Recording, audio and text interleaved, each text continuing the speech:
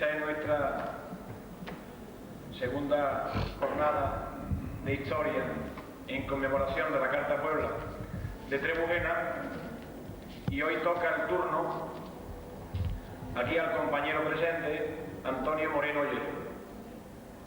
La razón de por qué nos acompaña es bastante simple.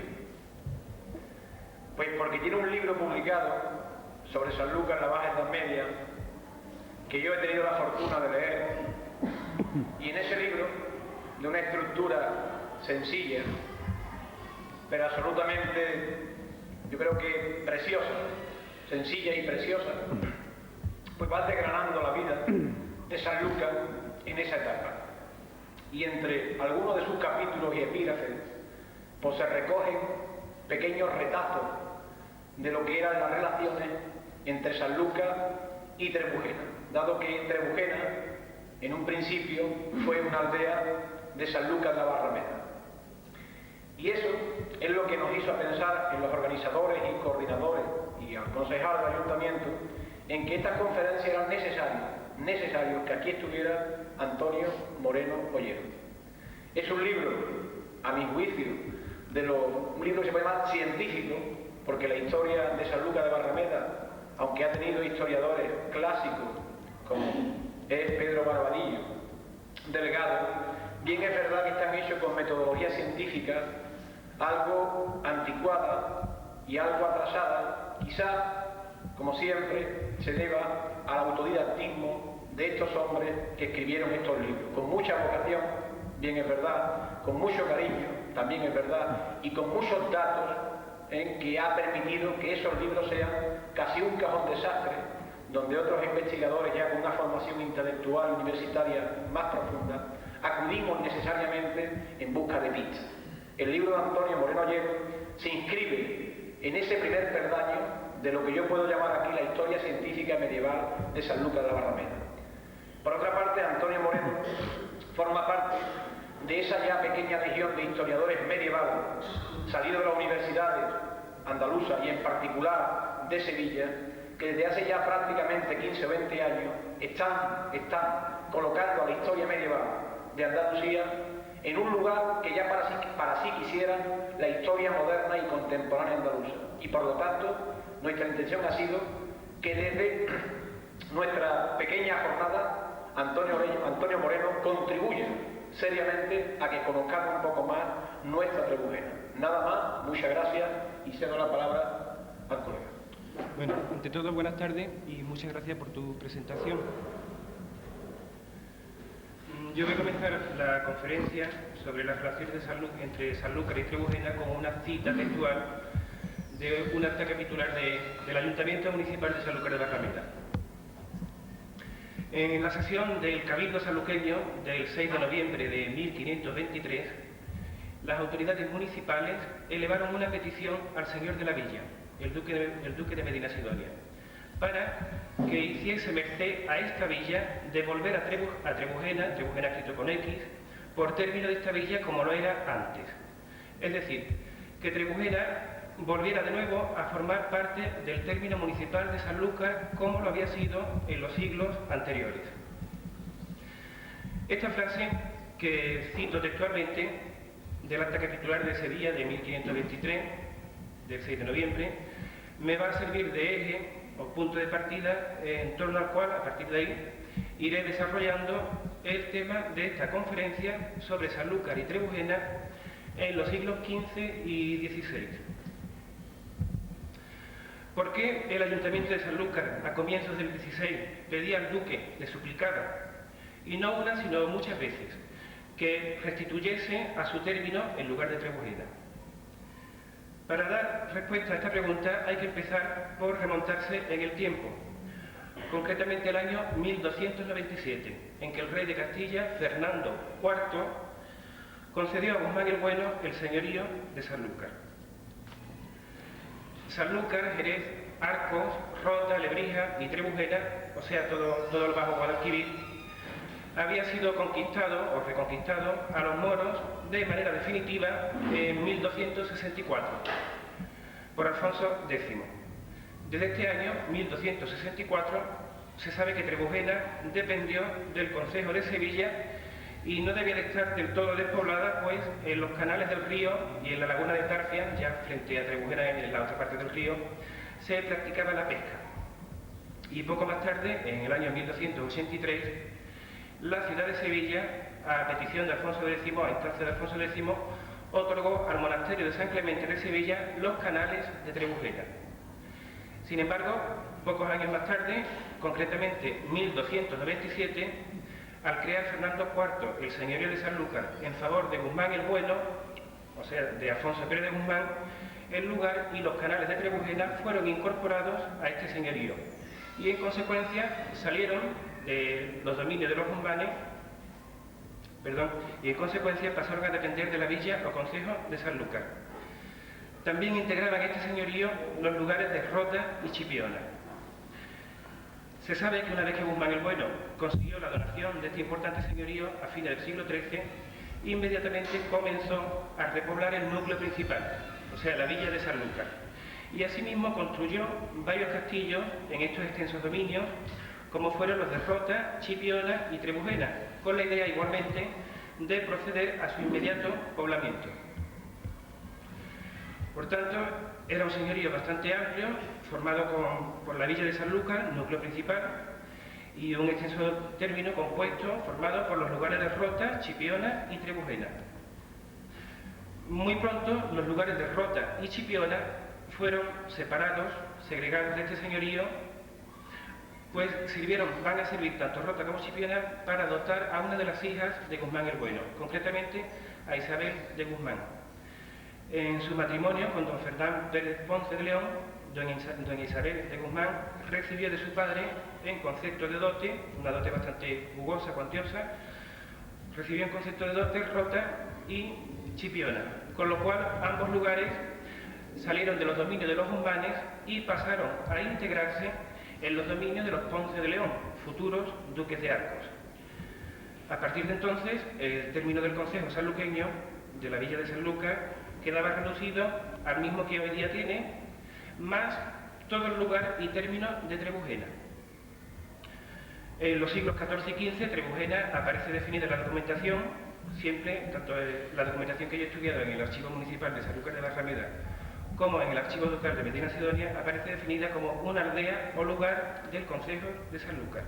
Cuando hablo de concejo me refiero siempre a un término medieval que integra tanto la villa, el núcleo urbano, como el término que rodea a esa villa, el núcleo.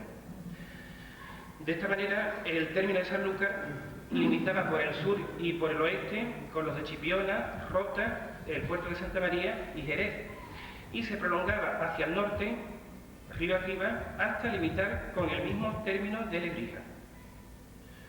Con respecto a esta última, a Lebrija, hemos de decir que la delimitación de términos con Sanlúcar y en consecuencia con Trebujena debió de ser bastante conflictiva, pues a la altura del año 1421 aún no estaba perfectamente definida la delimitación de términos entre ambas villas. En este año de 1421, ambos concejos, Sanlúcar y Lebrija, deciden hacer tabla rasa de los amojonamientos o linderos que hasta entonces separaban sus respectivos términos y como solución intermedia se avienen a crear en la confluencia de límites una comunidad de pastos o dehesa boyar, o sea, dehesa para bueyes. Hasta tanto, el conde de Niebla, don Enrique de Guzmán, como señor de Sanlúcar, digo conde de Niebla porque aún no habían recibido el título de duques de Medina Sidonia, que lo recibirían en 1445.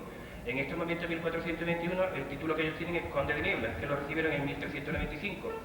Pues bien, decidieron crear ambas villas, esa de Saboyán, en la confluencia de términos, hasta tanto don Enrique de Guzmán, el conde de Niebla, a cuya jurisdicción pertenecía Sanlúcar, y asimismo a la ciudad de Sevilla, a cuya jurisdicción estaba sometida la villa de Lebrija, no solucionaran el conflicto.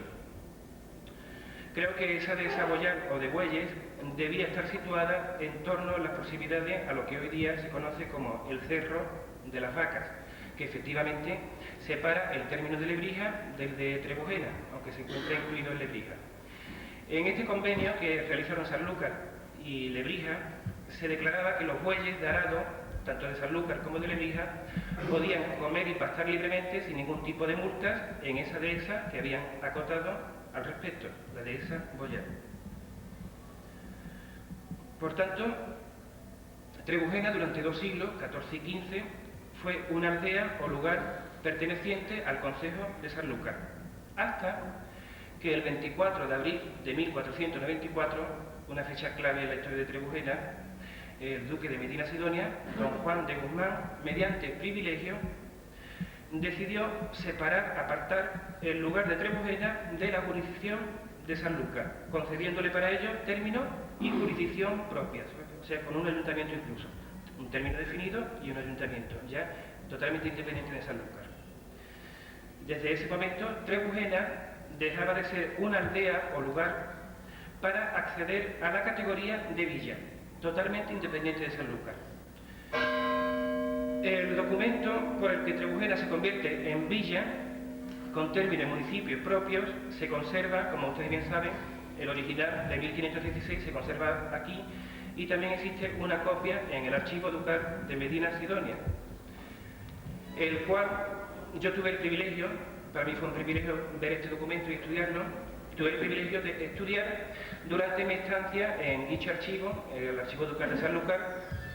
Estuve 3 años trabajando y luego, una vez que realicé el estudio sobre mi memoria de licenciatura, pues incorporé, no lo transcribí, pero sí lo estudié y lo comenté. Esa es precisamente la razón que explica hoy aquí mi presencia ante ustedes. Es una auténtica fortuna para Trebujena que el documento de su fundación como villa y concejo se haya conservado en el archivo de los Guzmanes. Hoy me he enterado, por cierto, que el original existe aquí, hasta hoy no sabía yo que aquí existiese el original de 1516, yo lo estudié solamente en el archivo ducal. Pues bien, este simple documento de papel representa un momento trascendental, un hito histórico en la historia de esta localidad, Trebujena. No todos los pueblos pueden vanagloriarse de conservar el privilegio de su fundación como villa, o lo que es lo mismo el documento de Carta Puebla. Sin ir más lejos, Sanlúcar, que es precisamente donde se encuentra el archivo ducal, no posee el documento de Carta Puebla, siendo precisamente el corazón, el núcleo de los dominios de los Guzmanes. Aunque evidentemente el documento de Carta Puebla de Sanlúcar debió de ser muy anterior al de Trebujena, debió de ser de fines del siglo XIII, principios del XIV. El análisis y estudio del documento de Villazgo o Carta Puebla de Trebujena constituye de por sí solo el tema contenido de toda la conferencia, y bastante amplio, por cierto, por lo que yo me voy a limitar a comentarlo muy por encima, para a continuación entrar de lleno en las conflictivas relaciones entre Sanlúcar y Trebujena a raíz precisamente de la concesión de ese documento, de ese privilegio de Carta Puebla. Mediante este privilegio o documento de Carta Puebla, el duque, don Juan de Guzmán, se proponía convertir su lugar de Trebujena en una villa próspera y poblada, lo cual no quiere decir que hasta ese momento de fines del siglo XV Trebujena hubiese sido un despoblado. Al crear una villa próspera y poblada, ello traería como consecuencia un acrecentamiento de sus rentas al disponer de un mayor número de hombres sobre los que ejercer su jurisdicción y fiscalidad señorial. Cuantos más vecinos o pobladores viniesen a poblar Trebujena, mayores ingresos tendría el duque. Con esta finalidad, concede don Juan de Guzmán a los vecinos de Trebujena y a todos aquellos que fuesen a poblar, ya hace una distingue entre los que ya estaban aquí, vecinos de Trebujena, y los que se sumen al poblamiento. O sea que en absoluto Trebujena era un despoblado en esa fecha, sino que ya era un núcleo urbano, una localidad. Pues bien, concedía a los vecinos de Trebujena y a todos aquellos que fueran a poblar la nueva villa, eso sí, es una nueva villa, deja de ser lugar para ser villa, pues le concedía una serie de mercedes o exenciones fiscales, una serie de privilegios para precisamente atraer pobladores. Para empezar, declaraba libres de impuestos durante 15 años, que son bastantes, a los que se avecindasen en la villa con la condición de que construyeran sus casas, que habrían de tener unas dimensiones determinadas, concretamente son 10 tijeras o asnados, que estas medidas no sé qué equivalencia pueden tener hoy día con las que nosotros tenemos. Bueno, aparte de construir las casas, estas casas tendrían que estar cubiertas de tejas, que también es un requisito curioso, o sea que las casas estuviesen recubiertas de tejas. Igualmente, esos nuevos vecinos o pobladores habrían de plantar, cada uno de ellos, al menos una aranzada de viña justo al año de residir en el lugar. Este también es un requisito muy curioso, el de plantar al año de estar aquí una aranzada de viña, y precisamente de viña. La exigencia de que sea de viña y no otro cultivo cualquiera, hay que ponerlo en relación con el auge que por esta época, fines del siglo XV, tenía el comercio del vino en todo el Bajo Guadalquivir. O sea que el duque va buscando siempre su provecho y obliga a que sea de vino siempre en función de ese auge del comercio que tantos ingresos e impuestos dejaba al duque. A fin de que pudiesen construir sus casas y sembrar las viñas, el duque les concedía a cada uno de los pobladores un solar o finca para la casa y 2 aranzadas de tierras. La generosidad del duque no paraba ahí, con tal de traer pobladores, sino que además permitía a los nuevos pobladores que pudiesen llevar sus ganados a pastar libremente en las dehesas o donadíos que el duque tenía en el término de Trebujena, es decir, albentos, que por aquí me parece que dicen el ventum, albentos, y almonesterejos.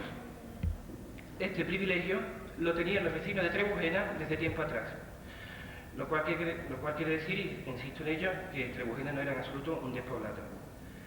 A través de este privilegio, el duque no trataba, por tanto, de crear un pueblo de la nada, sino estimular, consolidar y fomentar el poblamiento y crecimiento de la aldea persistente. Por tanto, el valor de este documento de Carta Puebla radica en el contenido jurídico del mismo, pues otorgaba a la aldea la categoría de villa, con ayuntamiento y términos propios. Siguiendo con el documento, el duque les delimitaba y señalaba el término de la nueva villa. No es un nuevo pueblo, sino una villa nueva, que iría tomando como referencia el río. Ese término iría desde el caño que está entre Trebujena y Lebrija, el caño nuevo, que puede ser el caño de Albentos, el mismo que sigue delimitando, separando a Trebujena de Lebrija. Pues bien, iría desde el Caño Nuevo, o Caño de Arbentos, o también Caño del Yeso, o sea que son 3 nombres me parece que son 3 nombres para un mismo caño. Desde el Caño Nuevo hasta el Caño de Martín Ruiz, entre Trebujena y Sanlúcar. El término actual de Trebujena responde prácticamente en su totalidad a estos límites.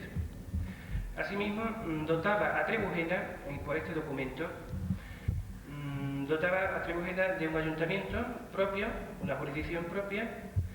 Su consejo, este nuevo consejo, estaría formado por alcaldes, regidores, escribanos y otros oficiales, o sea, un ayuntamiento pleno. Años más tarde, el 15 de septiembre de 1516, el duque, don Alonso Pérez de Guzmán, concedía a Trebujena otro privilegio, por el cual confirmaba el anterior dado por su padre, por don Juan de Guzmán. En este segundo documento, que también se conserva aquí, ese es el original, o sea que el documento de 1494 no se conserva esta confirmación de 1516 que incluye el de 1494. Ahora bien, este de 1516 sí es original. Sin embargo, el de Medina Sidonia, del archivo de Medina Sidonia, es una copia de este de 1516. Pues bien, por este segundo documento, el duque precisa algo más la composición y el funcionamiento del cabildo de Trebujena. Del cabildo, o sea, del ayuntamiento. Estaría formado por 2 alcaldes, un alguacil, varios regidores, que podrían ser 5 o 6, un escribano, un mayordomo y los demás oficiales necesarios para el concejo. Todos estos cargos serían de duración anual, durarían 1 año y serían elegidos mediante sorteo entre los posibles candidatos el día de San Juan, o sea, el 24 de junio. El duque se reservaba el nombramiento solamente del cargo de escribano, que es un cargo vitalicio en esta época. Los demás se eligen por sorteo en esa fecha de esos posibles candidatos, el 24 de junio, aunque muy poco después esas elecciones de las autoridades concejiles de Trebujena se realizarían, en imitación de Sanlúcar, se realizarían en enero, los primeros días de enero. O sea que esto de San Juan duró bastante poco, porque en 1513 ya hay constancia de que se elegían en enero. Evidentemente, Sanlúcar no podía ver con buenos ojos los privilegios, este privilegio de Cartapuebla que don Juan de Guzmán había concedido al lugar de Trebujena, los cuales significaban para Sanlúcar la pérdida de una parte sustancial de su término, de su territorio. Por lo tanto, no se va a conformar con la decisión del duque e iniciará desde los primeros años del siglo XVI una larga serie de peticiones, protestas, dirigidas al duque, en las cuales le suplicaba que restituyese, devolviese a Sanlúcar el lugar y término de Trebujena. El que estas protestas o reclamaciones se repitieran una y otra vez a todo lo largo de la primera mitad del siglo XVI quiere decir que el duque no prestó oídos a tales demandas, aunque sí es cierto que se vio obligado a hacer una serie de concesiones para acallar las quejas del Ayuntamiento de Sanlúcar. Y así, en 1512, el duque, don Alonso de Guzmán, decidió que los vecinos de Sanlúcar, en hermandad con los de Trebujena, pudiesen llevar a sus ganados a los términos de esta última, de Trebujena. Sin embargo, esta hermandad tan perjudicial para los de Trebujena fue difícil que pudiera prosperar, pues años más tarde la duquesa tutora tuvo que intervenir en el conflicto surgido entre las dos partes y ordenó que los vecinos de Sanlúcar, hasta tanto no se solucionase el problema, se contentaran con llevar sus ganados solo a las marismas de Trebujena. Finalmente, el conflicto se resolvió a favor de Sanlúcar. La duquesa confirmó a los de Sanlúcar el privilegio anterior dado por su difunto esposo, por don Alonso de Guzmán.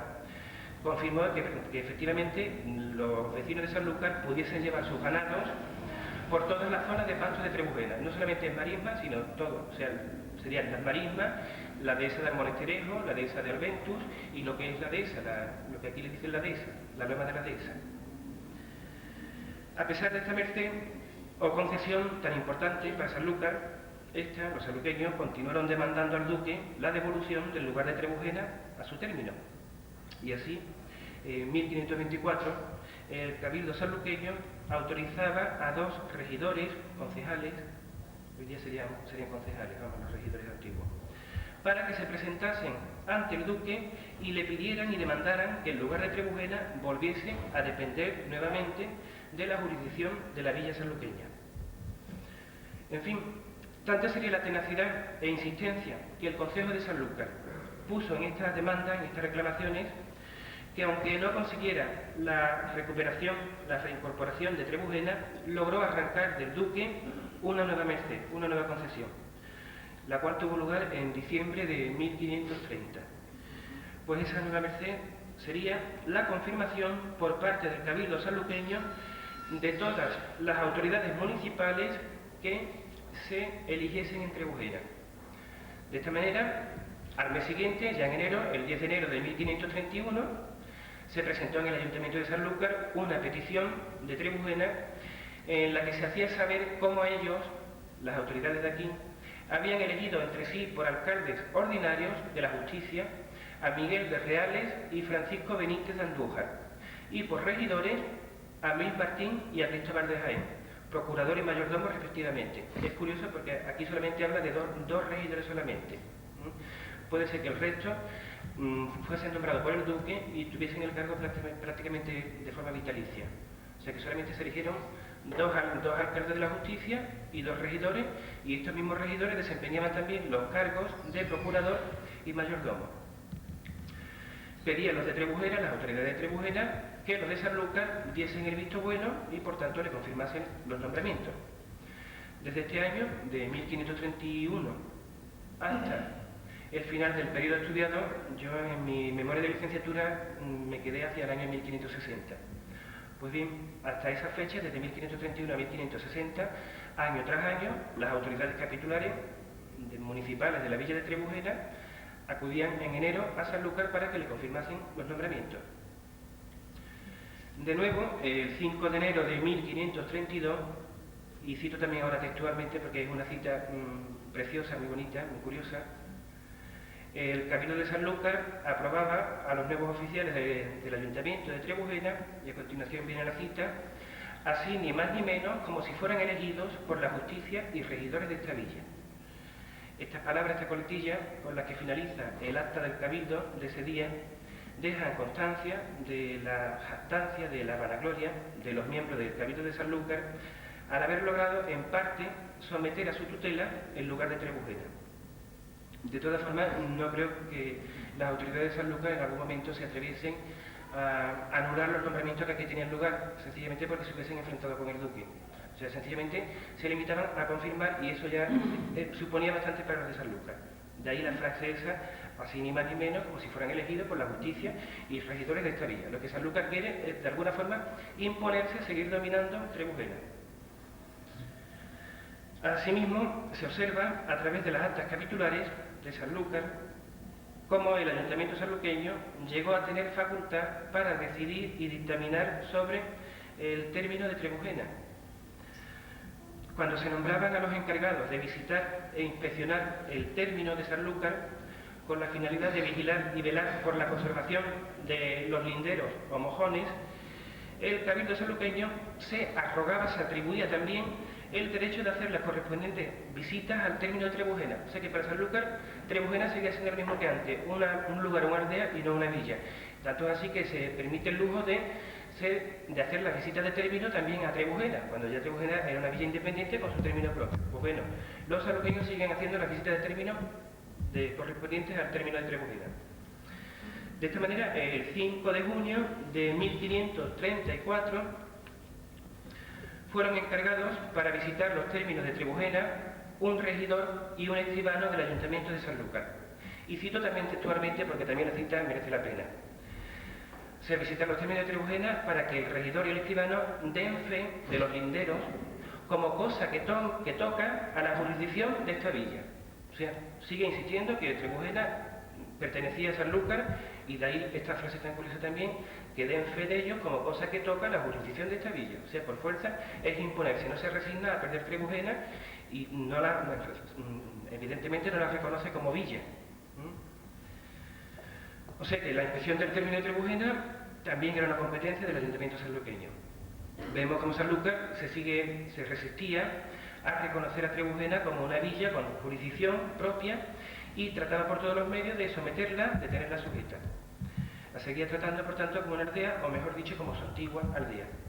Además, muy curioso que en la documentación de estos años, de la primera mitad del siglo XVI, cuando las autoridades de Sanlúcar hacen referencia a Trebujena, nunca dicen villa, siempre dicen lugar o aldea, o sea que no la reconocen. Siempre lugar, aldea, pero villa no, y era ya villa desde el año 1494, pero para Sanlúcar desde luego no. Indicio, por tanto, de que no la veían como lo que ya era una villa, gracias al duque, sino como su antiguo lugar, su aldea. También estaban obligados los de Trebujena a informar a Sanlúcar, al ayuntamiento de Sanlúcar, si decidían hacer algún cambio en la dehesa o cualquier cosa referente al término. Cuando hablo de la dehesa me refiero a la dehesa de la Loma. Y además, siempre bajo multa de 10.000 maravedíes, si no lo hacían así. Como consecuencia de ello, en 1536, el cabildo sanluqueño recriminó, o sea que además se permitía el lujo de regañar a Trebujena, a los de Trebujena, pues bien, reprendió a los de Trebujena por haber hecho acotar, haber cerrado la dehesa sin consentimiento de los de Sanlúcar, pues ello perjudicaba a los de Sanlúcar, a los árbitros de Sanlúcar. Y además se les exigió que mostrasen qué facultad tenían para poder hacer tal cosa. O sea que la cuestión de la dehesa también era competencia de Sanlúcar. Así pues, y según todo lo que llevo expuesto, podemos comprobar que Trebujena, aunque ya era una villa, en la práctica continuaba estando sujeta a la autoridad de Sanlúcar, al menos durante la primera mitad del siglo XVI. Para conocer la extensión del término de Trebujena a mediados del siglo XVI, son muy útiles esas visitas de término a las que aludí antes. Eran visitas que se realizaban periódicamente, que las realizaban las autoridades de Sanlúcar. Ni que decir tiene que no se enumeran en tales visitas los linderos, las lindes que separan a Sanlúcar de Trebujena, por la sencilla razón de que Trebujena para Sanlúcar sigue siendo una cosa suya. A la hora de enumerar los linderos solamente van a ver los que toca a Jerez, y a Lebrija. Pues bien, no se enumeran, por tanto, esos linderos los que separan a Trebujena de Sanlúcar, sino solamente los de Jerez y Lebrija. Por otra parte, el hecho de que Sanlúcar siguiera disfrutando libremente de las marismas de Trebujena, como cuando era su aldea, hacía difícil poder establecer una línea divisoria entre ambas partes, entre Sanlúcar y Trebujena, porque las marismas eran una cosa de aprovechamiento común, tanto para Sanlúcar como Trebujena. Las marismas de Trebujena, las de Sanlúcar para los de Trebujena, desde luego que no.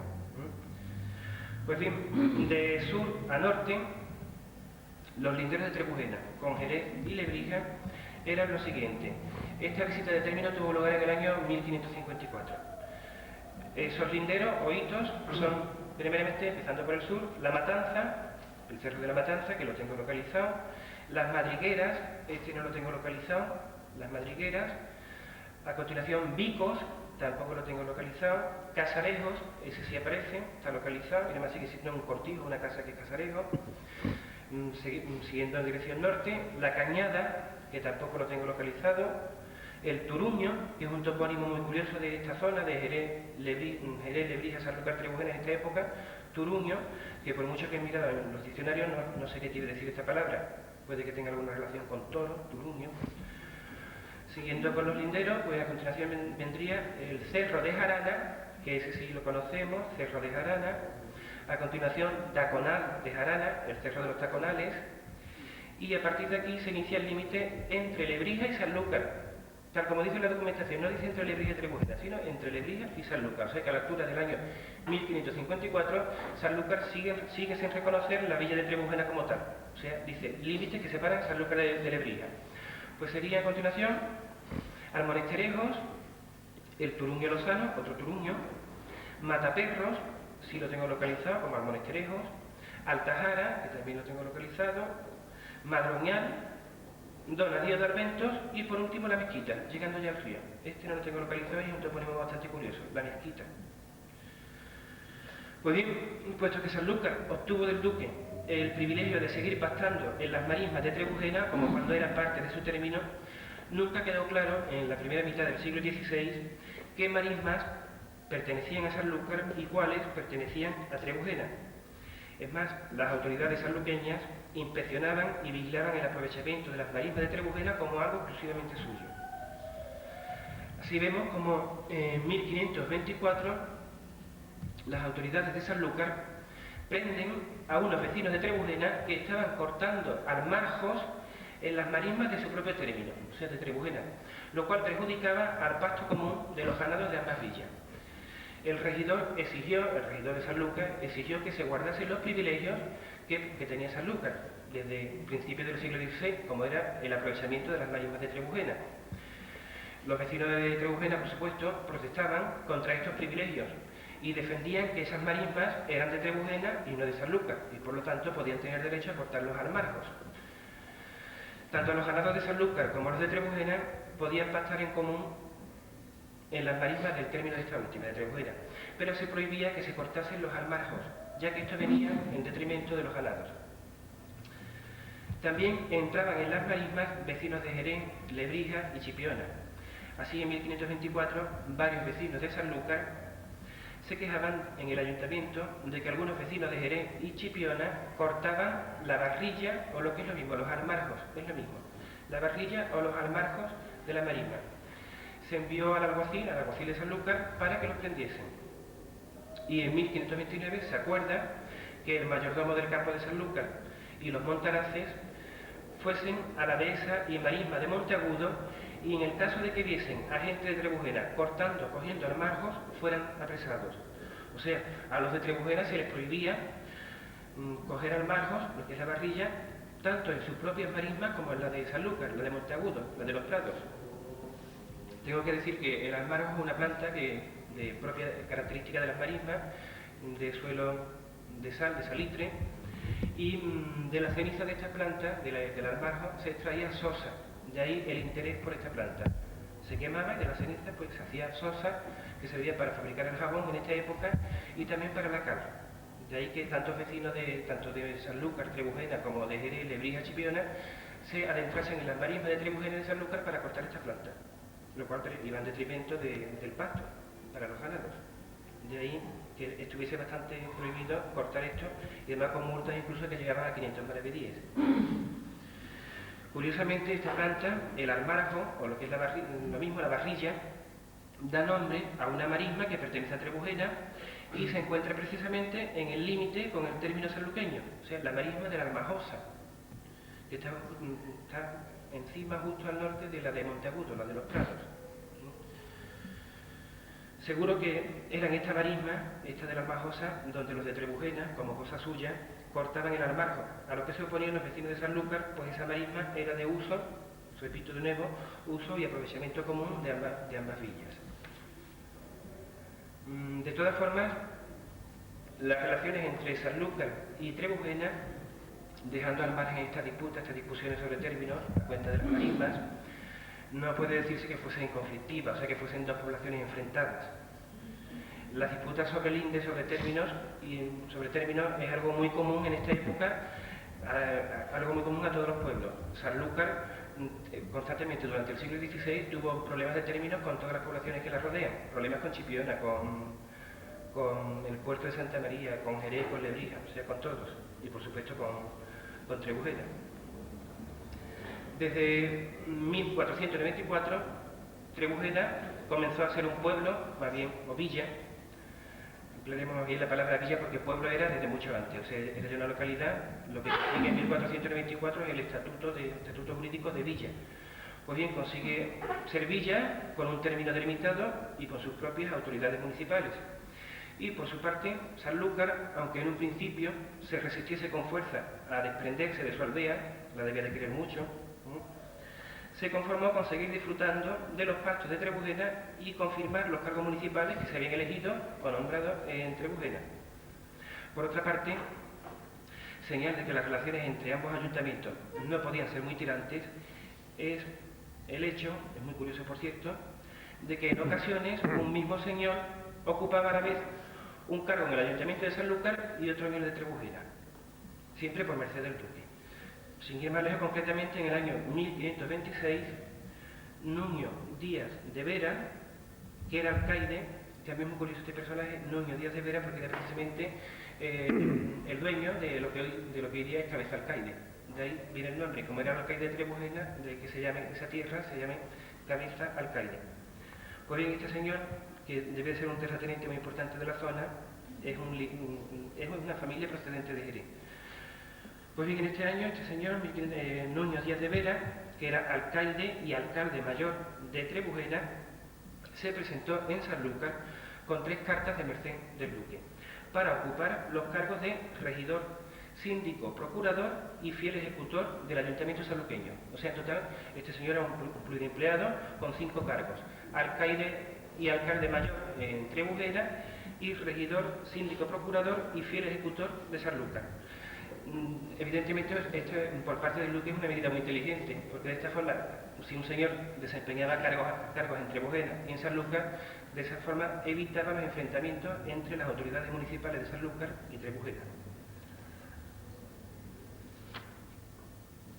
Para terminar, ya termino, quisiera ofrecer 2 datos demográficos sobre Trebujena que evidencian, reflejan cómo esta villa, a lo largo del siglo XVI, y gracias o como consecuencia de esa Carta Puebla, vio crecer y consolidarse su población de forma espectacular. Y así, si en el año 1533, este dato se conoce, si en el año 1533 tenía un total de 88 vecinos, que si se multiplica por el coeficiente 4,5, 5, serían en total pues unos 400 y pico de habitantes para Trebujena en ese año, 1533. Pues bien, de 88 vecinos pasa 40 años más tarde, casi 40 años más tarde, al año 1571, con un total de 380 vecinos, es decir, unos 1800. O sea, pasa de 400 en un espacio relativamente corto de años, 40 años, pasa de tener 400 a tener unos 1800 habitantes.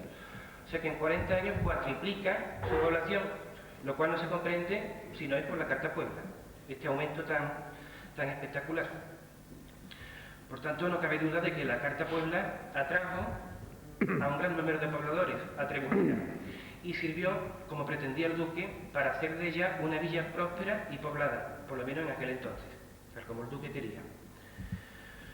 Finalizando, ya solamente me queda dar las gracias a Antonio Cabral y a Diego Caro, y en su nombre, muy especialmente al Ayuntamiento de Trebujena, por haberme invitado a esta jornada que conmemora un acontecimiento tan importante, tan crucial en la historia de Trebujena, de este pueblo, como es el 5º centenario de la fundación de Trebujena como villa. Yo, como sanluqueño, y teniendo en cuenta que Trebujena durante 2 siglos fue parte de Sanlúcar, también me sumo al acontecimiento y celebro, por tanto, este evento. Muchas gracias.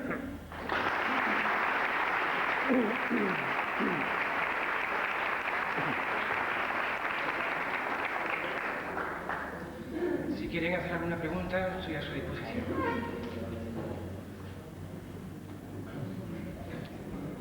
Venga, ¿alguien quiere levantar la mano?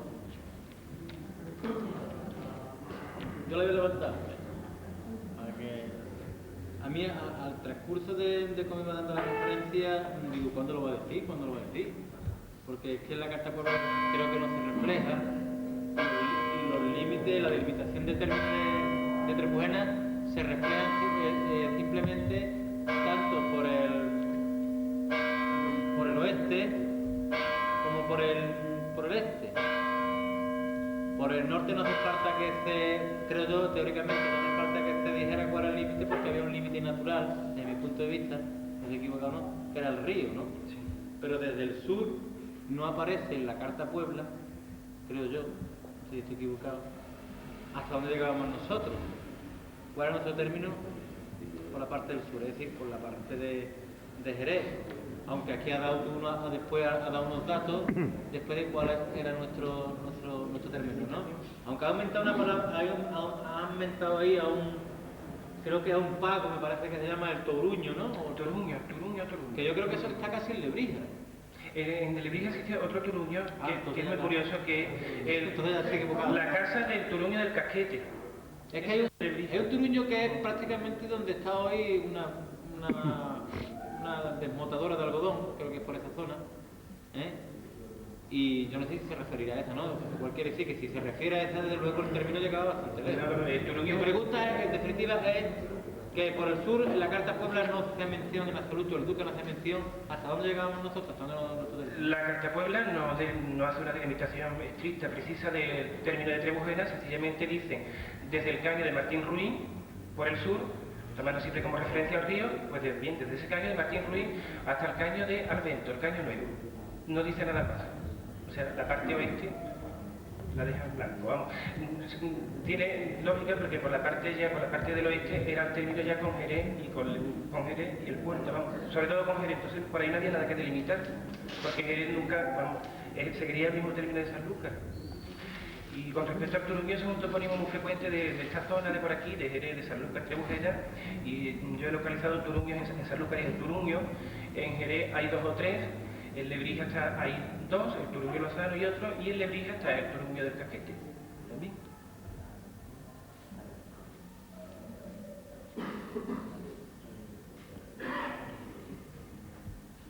Bien. ¿Alguien quiere preguntar algo? Clarito, ¿no?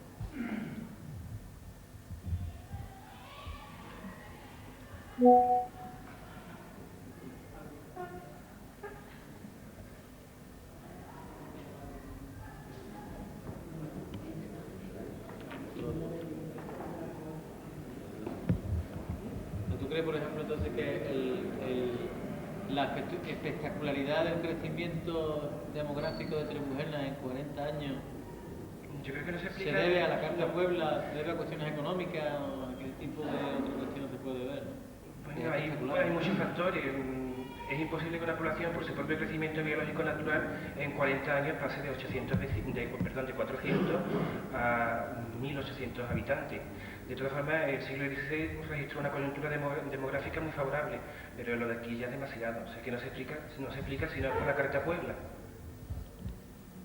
También hay que tener otro factor importante de esta zona, en la reputación de esta zona es la importancia del cultivo de la vid, que ha trabajado muchos pobladores gracias al auge del comercio, de ese comercio que Sanlúcar, Jerez, Puerto tenía con comerciantes ingleses, bretones, flamencos. Eso también, por supuesto, atrae pobladores. Pero vamos, que el caso de Trebujena, diríamos el poblamiento, la cartapuebla de Trebujena, no es una cosa aislada, sino que en este siglo XV, en todo lo que es el reino de Sevilla, se fundaron muchas villas nuevas, y una de ellas fue esta. El duque de Medina Sidonia, aparte de dar la cartapuebla y consolidar el poblamiento de Trebujena, la concedió también a 3 pueblos más de la parte de Huelva, en el mismo siglo XV. O sea que no es un fenómeno aislado. Pero insisto que Trebujena no era un despoblado, sino que era ya un lugar aldea. Desde el momento que Guzmán el Bueno comienza a construir aquí un castillo, ya eso ya en cierta manera patrocina, atrae un poblamiento. E incluso antes de 1297, cuando Trebujena pertenecía a Sevilla, se habla de los canales, de la importancia económica que tenían los canales de Trebujena como sitio de pesca, lo cual quiere decir que había pobladores, ¿no?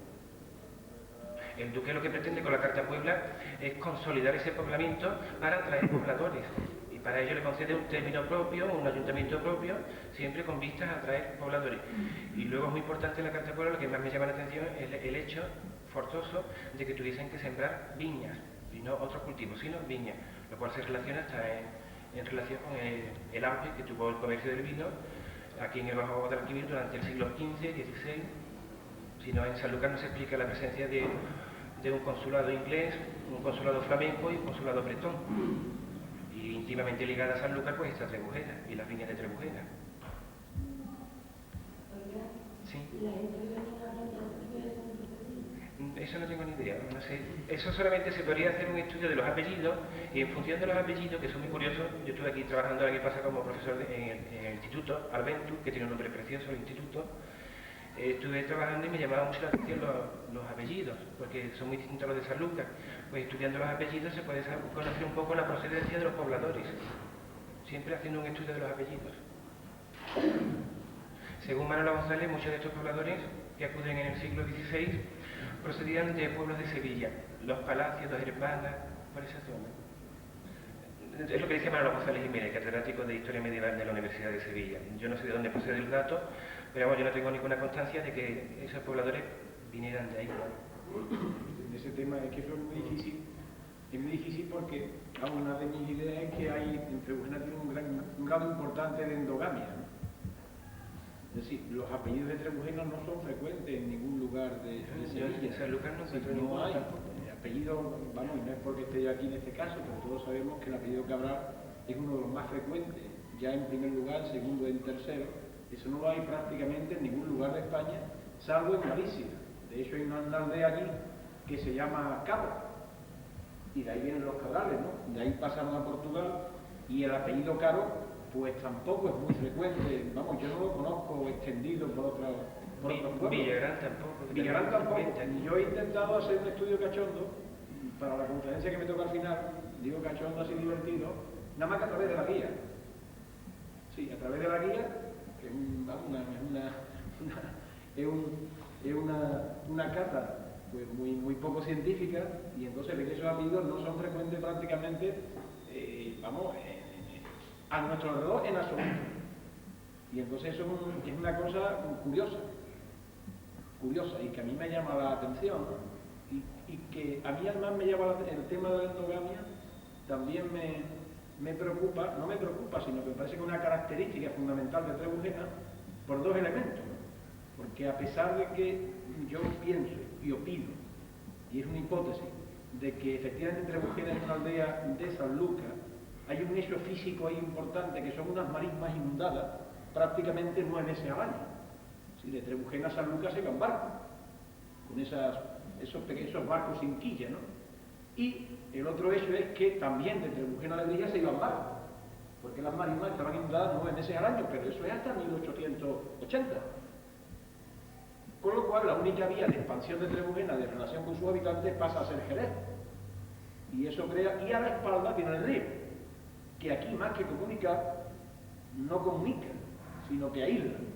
Y entonces ha creado una comunidad, a mi juicio, una de las cosas que yo hablaré en mi conferencia, pero lo digo por el tema, es crear un tema de aislamiento y de pequeñas comunidades rurales, y que a su vez crea, desde mi punto de vista, una solidaridad quizás superior a otros pueblos abiertos como puede ser Sanlúcar, o puede ser Cádiz, o puede ser Alpuerto, o puede ser mismo Jerez.